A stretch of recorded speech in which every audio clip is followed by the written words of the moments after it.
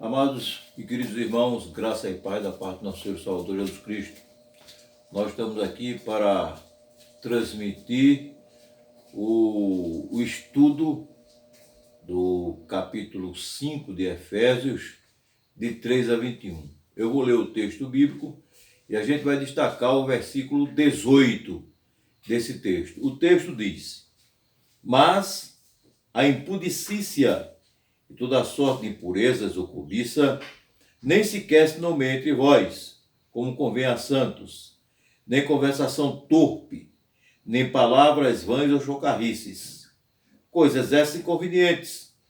Antes, pelo contrário, ações de graças. Sabei, pois, isto: nenhum incontinente ou impuro ou avarento, que é idólatra, tem herança no reino de Cristo e de Deus.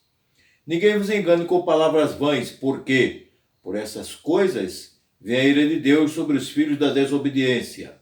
Portanto, não sejais participantes com eles, pois outrora erais trevas, porém agora sois luz no Senhor. Andai como filhos da luz, porque o fruto da luz consiste em toda bondade e justiça e verdade, provando sempre o que é agradável ao Senhor. E não sejais cúmplices nas obras infrutíferas das trevas. Antes, porém, reprovai-as, porque o que eles fazem em oculto, o só referir é vergonha. Mas todas as coisas, quando reprovadas pela luz, se tornam manifestas, porque tudo que se manifesta é luz. Pelo que diz: desperta, ó tu que dormes, levanta-te dentre os mortos, e Cristo te iluminará. Portanto, vede prudentemente como andais, não como nécios, e sim como sábios, remindo o tempo, porque os dias são maus. Por esta razão, não vos torneis insensatos, mas procurai compreender qual a vontade do Senhor. E não vos embriagueis com vinho, o qual há dissolução, mas enchei-vos do Espírito, falando entre vós com salmos, entoando e louvando de coração ao Senhor, com hinos e cânticos espirituais, dando sempre graças por tudo a nosso Deus e Pai, em nome do nosso Senhor Jesus Cristo, jeitando-vos uns aos outros no temor de Cristo. Amados, como fazemos todas as sextas-feiras, nós iremos meditar dentro deste texto que lemos no versículo 18. Vamos orar ao Senhor nosso Deus. Querido Deus, amado Jesus, nós queremos te honrar, louvar e agradecer, Pai. Tu és o nosso Deus, nosso Criador, nosso Salvador, o Senhor nos deu a bênção da salvação. Por esta razão, Pai, nós estamos aqui a estudar a sua palavra e aprendermos do Senhor. Ó Deus, abre o nosso entendimento para que possamos entender o que estamos estudando e aprender, aplicar nas nossas vidas e ensinarmos as pessoas que precisam de uma orientação do Senhor. Em nome de Jesus, agora e para todo sempre, abre o nosso coração para todo sempre. Amém. Amados, nós temos aqui o versículo 18, e o versículo 18 diz que nós devemos, nos encher do Espírito de Deus e não nos envolvermos com o vinho, no qual há contendas, No qual há contendas. Vou ler o texto aqui. E não vos embriagueis com vinho, no qual há dissolução, mas enchei-vos do Espírito. Nós vemos que esse versículo, ele tem duas realidades distintas. Primeiro, não vos embriagueis com vinho. Isto é uma verdade deste versículo. E a outra realidade do versículo é: mas enchei-vos do Espírito. Vamos avaliar e analisar o que temos, aqui que o apóstolo Paulo deixou para a sua igreja. E não vos embriagueis com vinho, no qual há dissolução. Na cultura cristã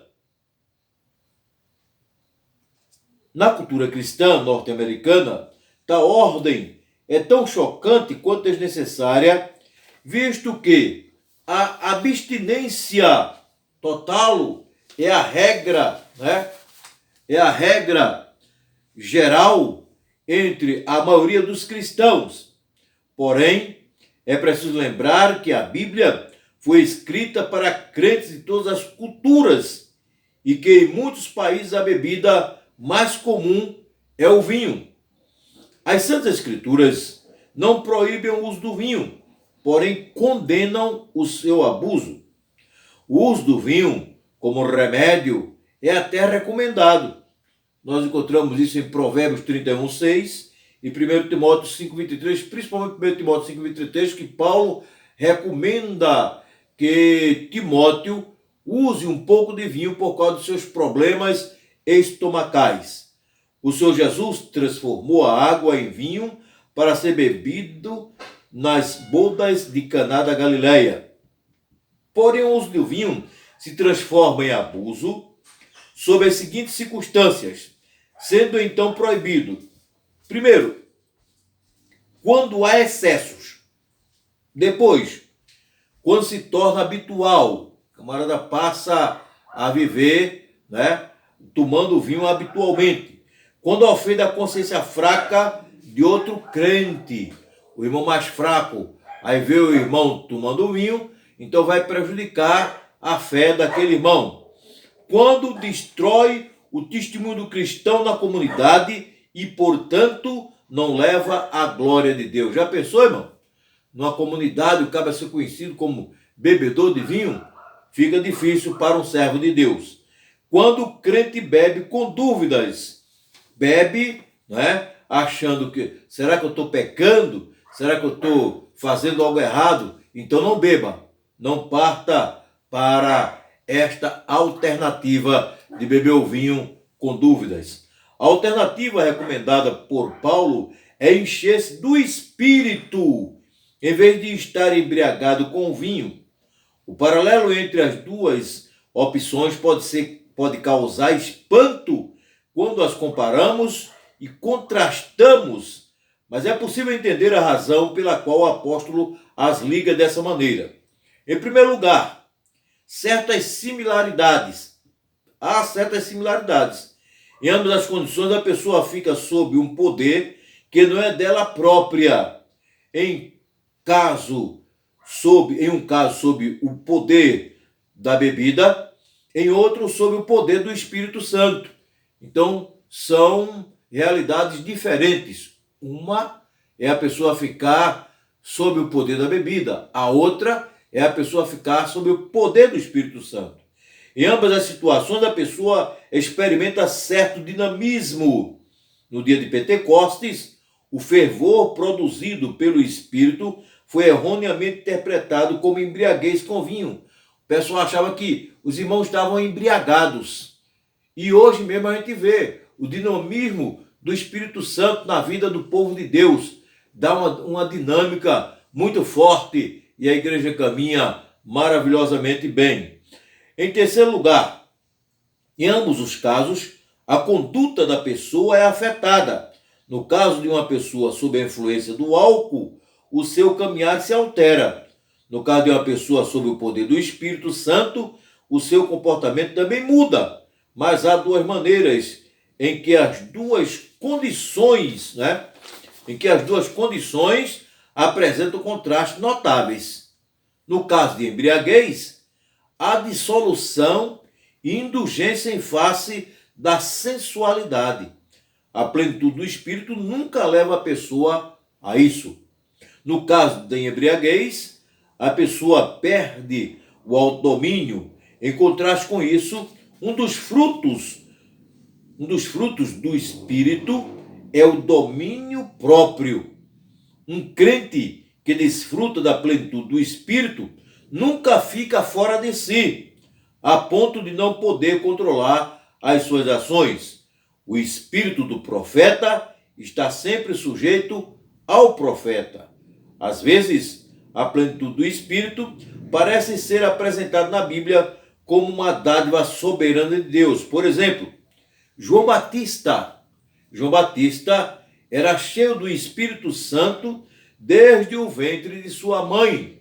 O anjo falou isso para o seu pai, quando ele apareceu lá para o seu pai, ele disse que ele seria cheio do Espírito Santo desde o ventre de sua mãe. Nesse caso, a pessoa recebe a plenitude do Espírito, né, sem preencher nenhuma condição prévia. Não é algo que obtém por obras ou orações. Deus o dá conforme o seu bel prazer. Em Efésios 5,18, porém, o crente recebe a ordem de encher-se do Espírito. Logo, isso requer a ação da sua parte. Ele tem de cumprir certas condições. É resultado de obediência e não vem automaticamente. Por essa razão, a plenitude do Espírito não pode ser confundida com seus outros ministérios, tais como, primeiro, o batismo pelo Espírito Santo. É a obra do Espírito pela qual ele incorpora o crente no corpo de Cristo, tá? É a obra do Espírito pela qual ele incorpora o crente no corpo de Cristo.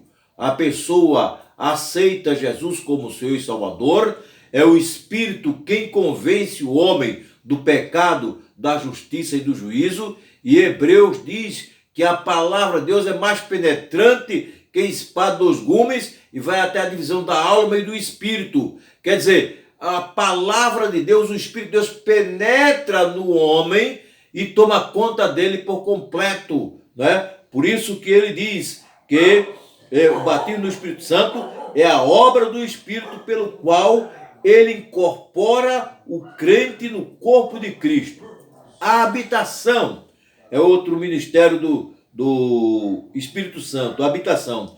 Por esse ministério, o Consolador habita no corpo do cristão e o fortalece para a santidade, a adoração e o serviço. Então, o Espírito Santo, ele habita no cristão para o fortalecer, levando-o a buscar a santidade, a adoração e ter o maior prazer no serviço cristão. A outra realidade é a unção. O Espírito é a própria unção que ensina ao Filho de Deus as coisas do Senhor.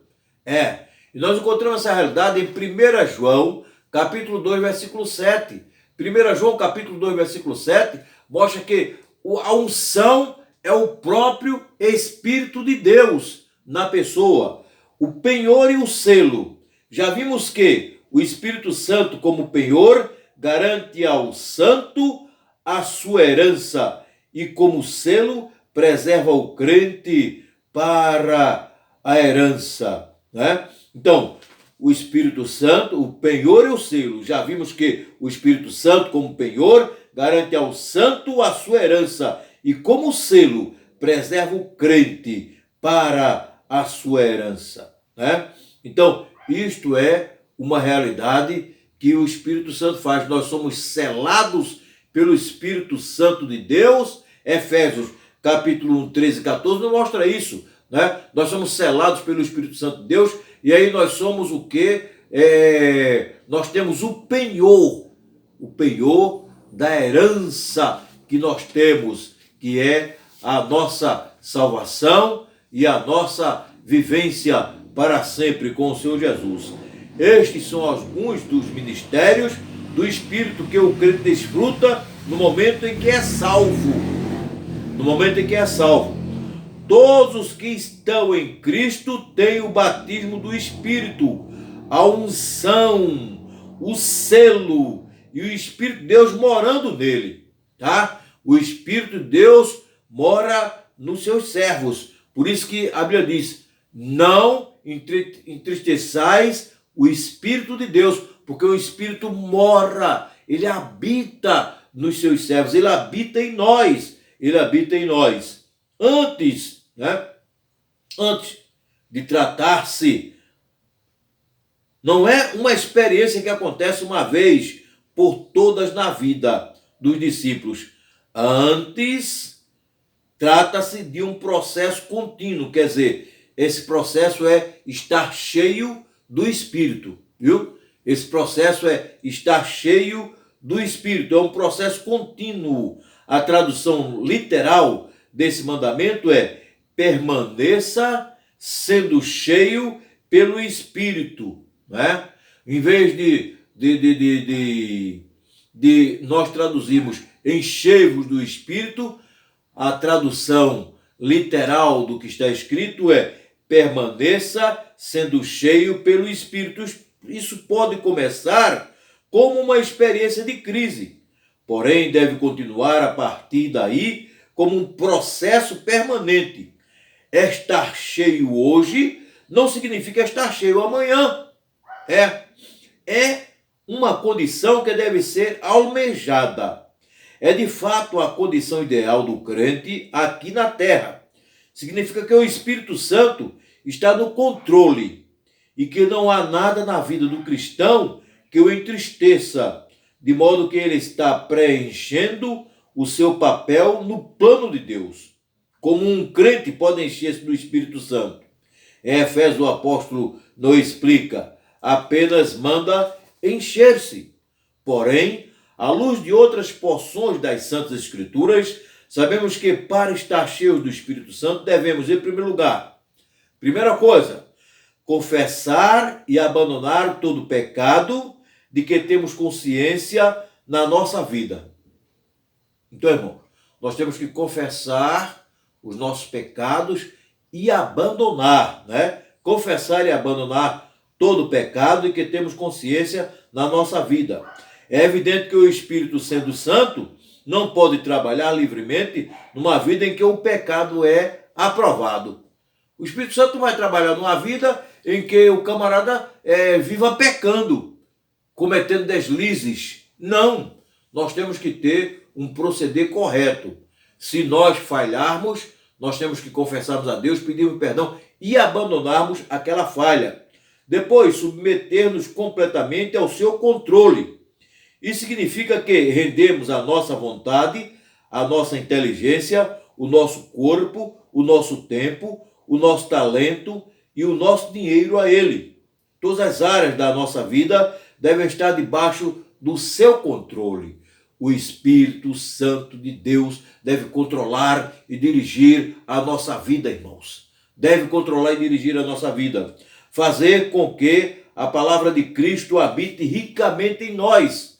É outra realidade para estarmos cheios do Espírito Santo.